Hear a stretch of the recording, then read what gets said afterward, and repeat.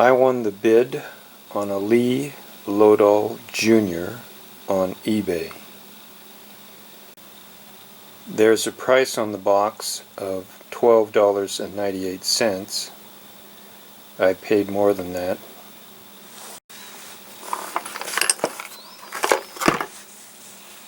It says load shotgun shells to look and shoot like new.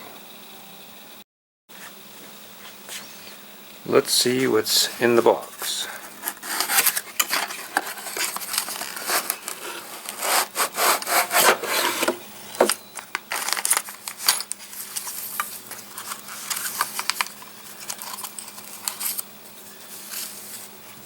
Of the machine, aluminum handle, plastic handle on that, powder measure, shot measure, wad guides, resizing ring. Looks like the whole thing is here. On the back is reloading data. We have data for paper base wad cases, which I prefer not reloading for fear the base wads could shoot loose, lodge in the barrel, and the next shot hit them and bulge the barrel.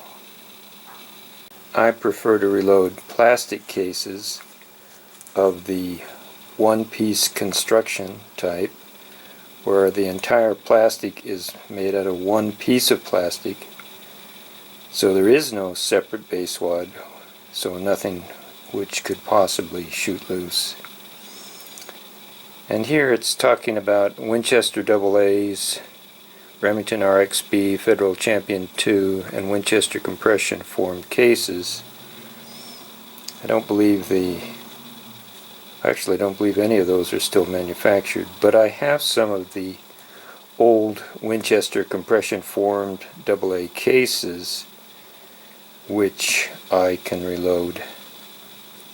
Now if you look at the powders here, it's interesting that most of the powders are no longer manufactured.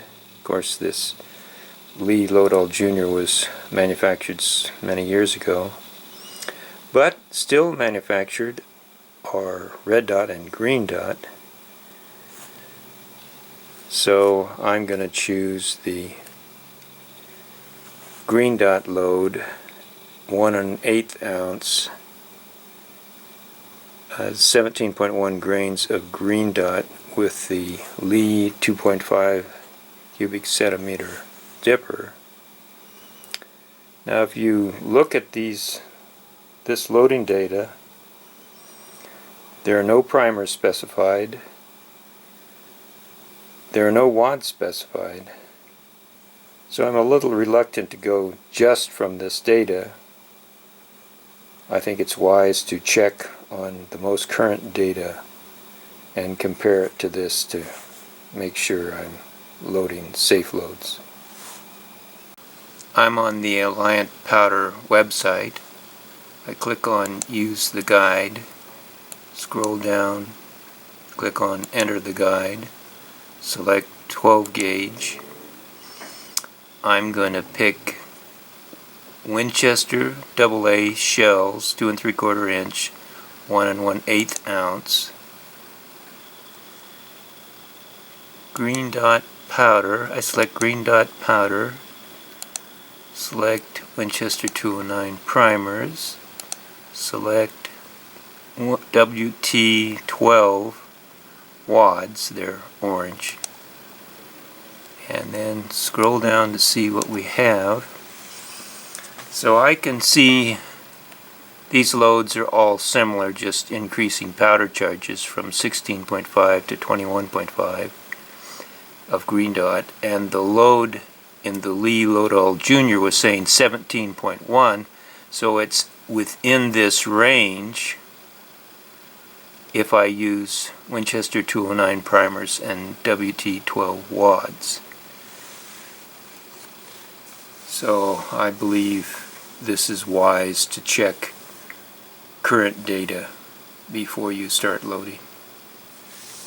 The assembly instructions show as the 6th step to fasten the press to a bench or board, and I want to do that first so that the tool head is out of the way from mounting the screws.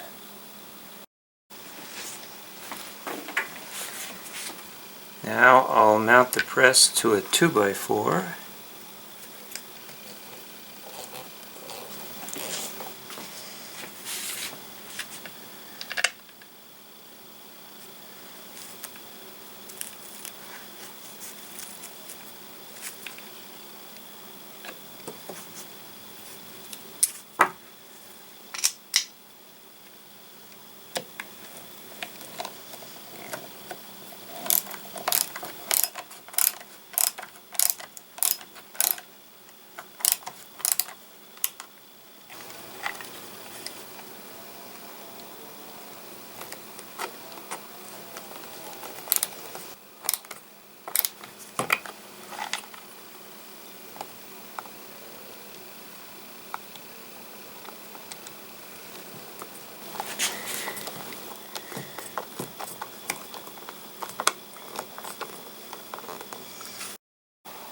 Now that the press is mounted to a 2x4, I go back to step 1, push the grip onto the handle,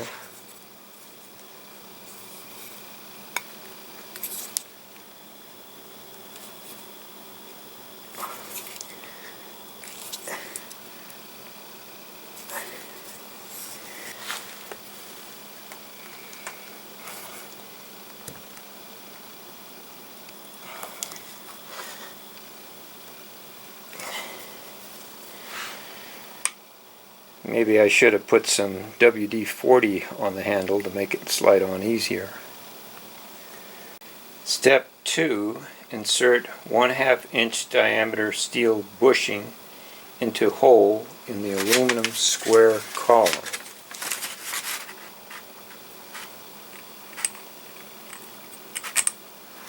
Step 3, insert steel connecting rod into die carrier and other end of aluminum handle.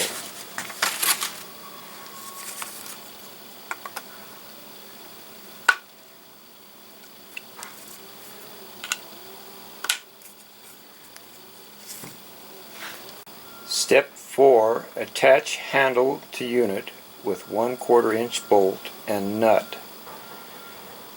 Tighten just enough so handle will remain in upright position.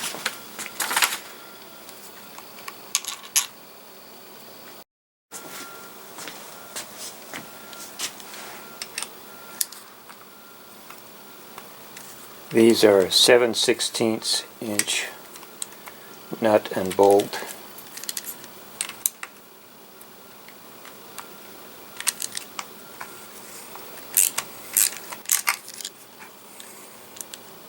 Okay. Attach wad guide with number 6 by 1 1/8 inch screw. The upper hole in wad guide is for 2 3/4 inch shells, the lower for 3 inch shells. Here's my wad guide.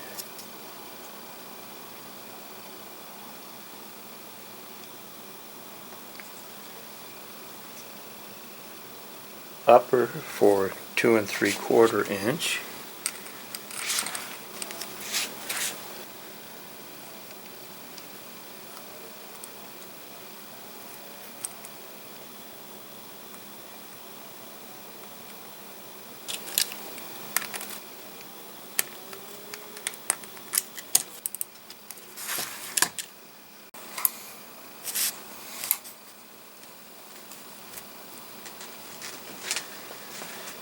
That was step 5. Step 6, fasten the base to a bench or board I have already done. It says now I can begin loading. Your Lee Lodahl Jr. is factory set and requires no adjustment. I have my Lee Lodahl Jr. attached to the 2x4 and the 2x4 Z-clamped to the reloading bench.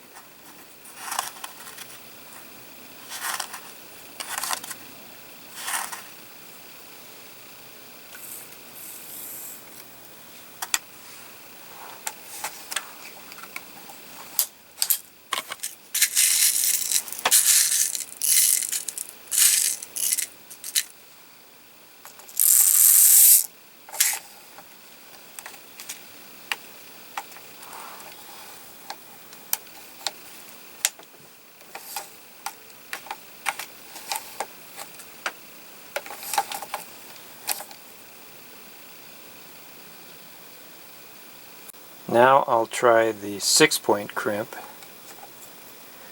This is the pre-crimp, which is 8-point on this side, and then I'll turn it around to use the 6-point crimp.